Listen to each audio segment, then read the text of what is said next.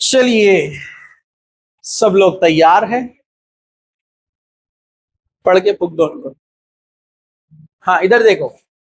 Now application of equilibrium constant. इतना जो equilibrium constant को केसी को केपी को पढ़ रहे हैं अपन, उसका यूज क्या है? एप्लीकेशन।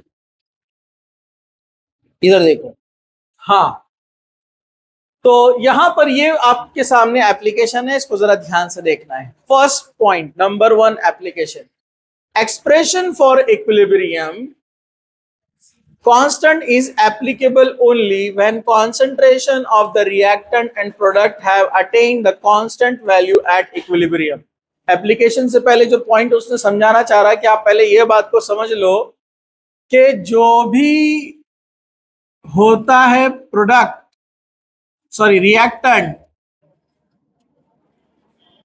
वो इक्विलिब्रियम अटेंड तब करता है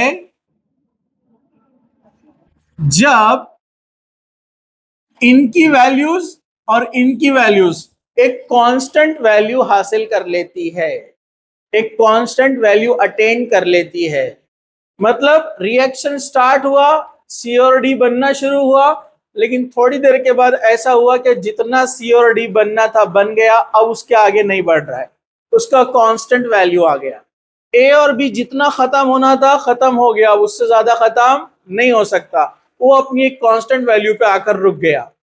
ये और बात है कि इसके कुछ मॉलिक्यूल इधर भागेंगे, इसके कुछ मॉलिक्यूल इधर भागेंगे, और ये सिलसिला चलता रहेगा। क्या बोलते हैं इसको? Dynamic equilibrium. लेकिन वैल्यू कांस्टेंट हो गई दोनों की, ऐसी स्टेज आती है तो ही इक्विलिब्रियम कांस्टेंट तैयार होता है। दूसरा, the value of equilibrium constant is independent of initial concentration of the reactant and product. जो इक्विलिब्रियम कांस्टेंट का वैल्यू है वो शुरू के कॉन्सेंट्रेशन से इंडिपेंडेंट है, उससे उसका लेना देना नहीं है। आपने इसका कॉन्सेंट्रेशन लिया यहाँ पर फॉर एग्जांपल 2 × 10⁻⁻², 2 × 10⁻⁻², और यहाँ आपने को एक केसी का वैल्यू मिला। दूसरा रिएक्शन सेम केमिकल लिया, लेकिन ये लिया 1 × 10⁻², 1 × 10⁻², उसका जो इक्विलिब्रियम वैल्यू आया दोनों सेम रहने वाले। समझा आपको?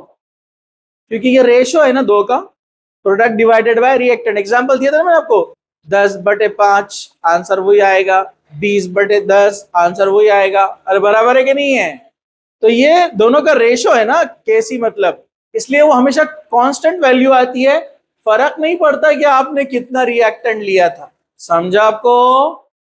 अरे बोलो ना, समझ में आपको?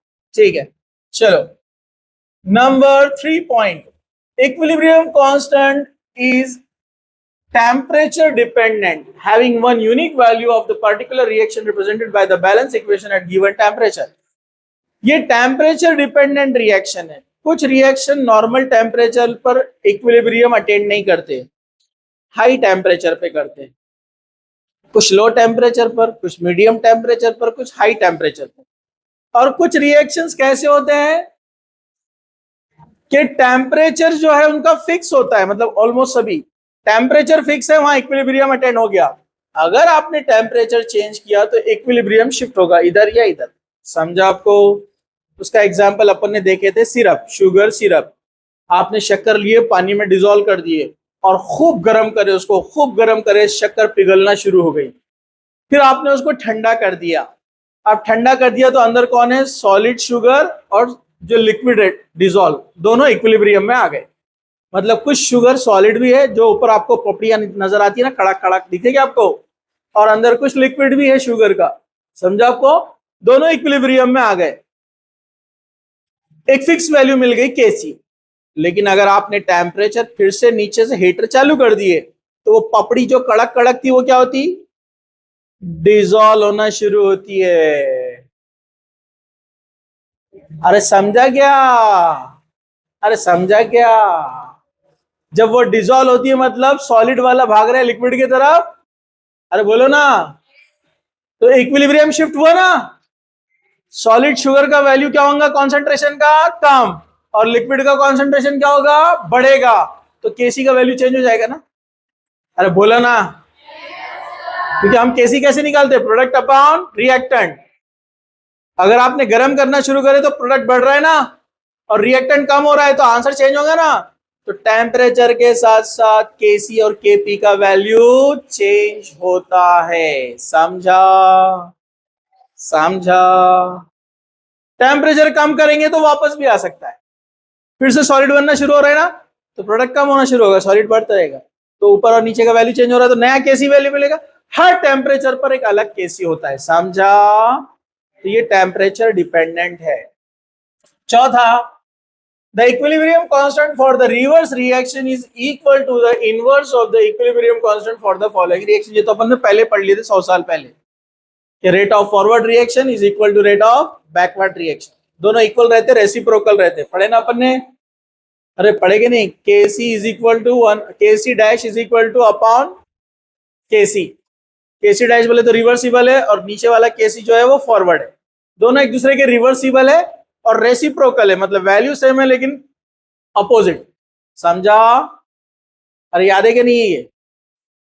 चलो चलो, सब लोग तैयार है? हाँ, very good. The equilibrium constant K for the reaction is related to the equilibrium constant of the corresponding reaction, whose equation is obtained by the multiplying or dividing the equation for the original reaction by a small integer. Let us consider application of equilibrium. ये तो हम देखेंगे बाद में, ये point समझा गया आपको? The equilibrium constant K for a reaction is related to equilibrium constant of the corresponding reaction. Corresponding reaction जो उससे related सेम रिएक्शन रहेंगी सेम कंडीशन में, whose equation is obtained by multiplying or dividing the equation for the original reaction by small integer. ये point थोड़ा सा आपको समझ में नहीं आया होगा, ये न्यूमेरिकल जब सॉल्व करेंगे तब मैं आपको उसको एक्सप्लेन करूंगा, मतलब ये प्रैक्टिकल पॉइंट है, थ्योरेटिकल नहीं है।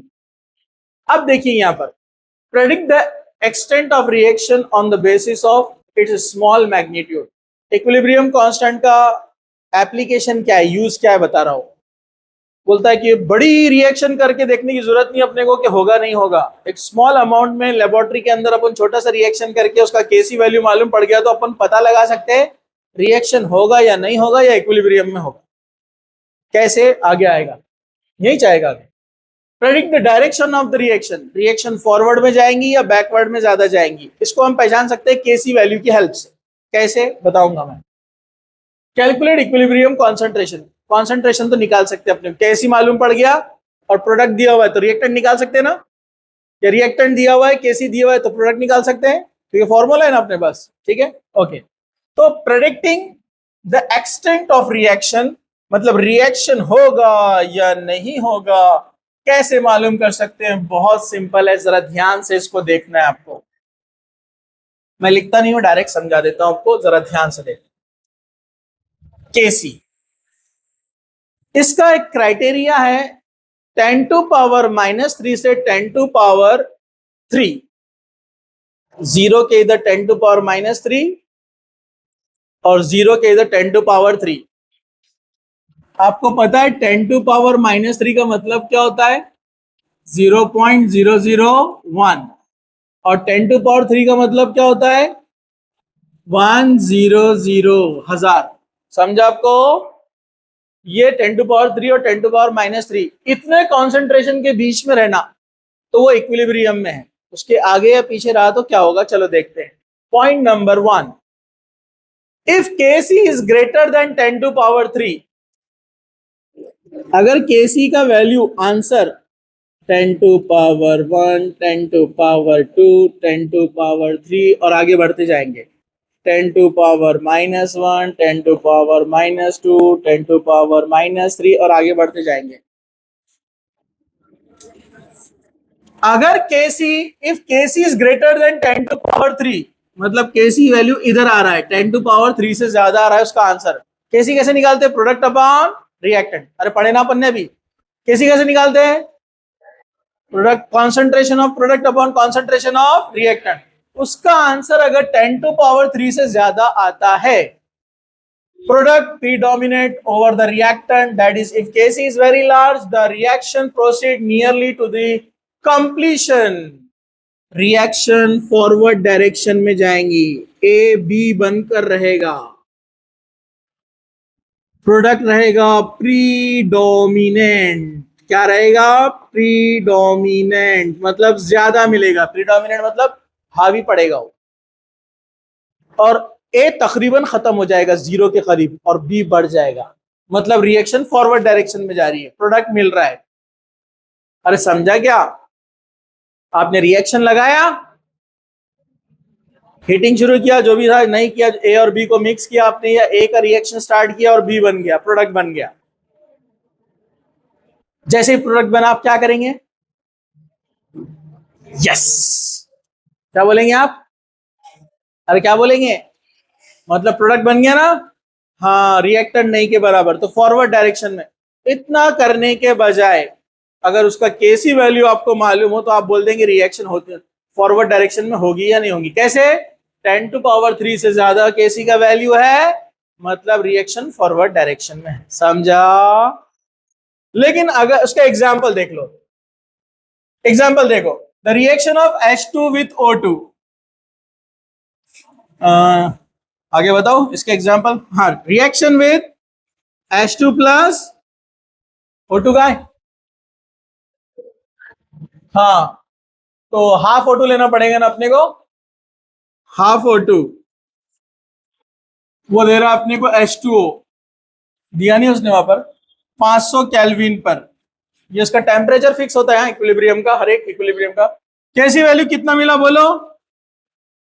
2.4 इंटू 10⁻47, तो 10⁻³ से ज्यादा है। हम बोलेंगे कि 500 केल्विन पर ये रिएक्शन फॉरवर्ड डायरेक्शन में होती है। समझा? 500 केल्विन पे रिएक्शन फॉरवर्ड डायरेक्शन में होती है, क्योंकि केसी से पहचाना अपन ने डायरेक्ट। समझ में आ गया?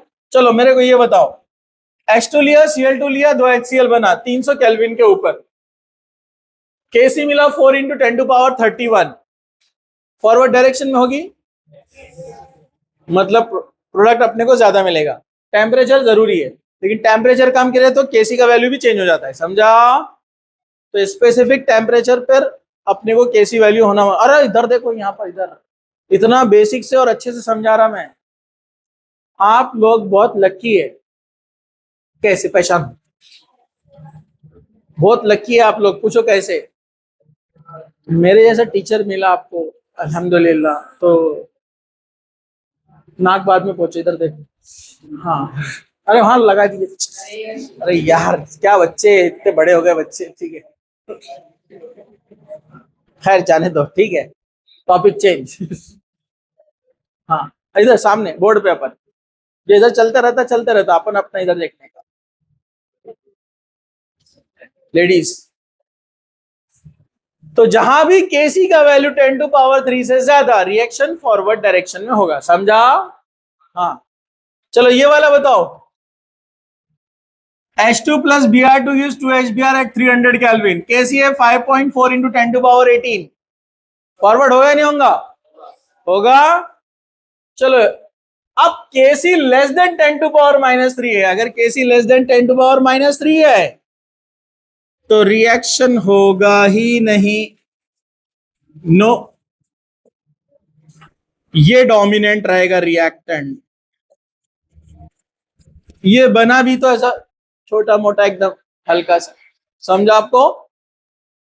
अगर वो 10⁻³ से पीछे रहा तो, जैसे देखो देखो इधर, डिकम्पोजिशन ऑफ H2O, H2O को ब्रेक किया तो बना H2 and O2। ठीक है? हाँ, केसी कितना है? 4.1 इंटू 10⁻,